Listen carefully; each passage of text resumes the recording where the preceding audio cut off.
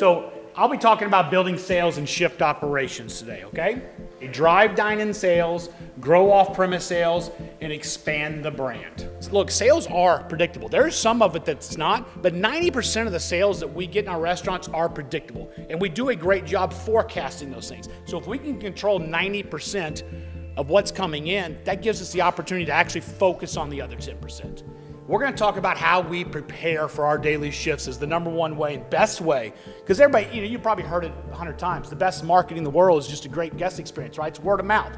It's people that came in and go, that was great. I'm going to tell people, or I'm going to come more often. That's the best marketing you can have, is being consistent on 14 shifts a week. We've just got to raise our standards, okay, when it comes to that. Compel our people to put themselves in the eyes of the guest to see all those kinds of things. Because if we have that restaurant set up at 10:45 like the expectation, then like I said, we fight like hell all day long to keep it that way. And what that means is, when a table gets up, it gets bussed immediately. When something falls on the floor, it gets swept up immediately.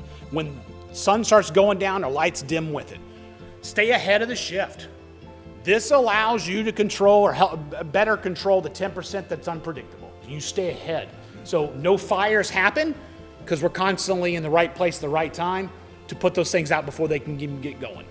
Control the 90% you can, put things in place, make sure you're getting them done, think ahead, and then you eliminate variables because they're less likely to happen because we're putting things in place, systems or processes or anything like that to help control those.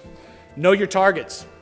You need to know what your sales are going to be. You need to know what you have on, productivity and the people you need to have on. You need to know, hey, what PPA or whatever it is. Know your targets so you know if you're successful and you can gauge your success and the wins and losses of those things.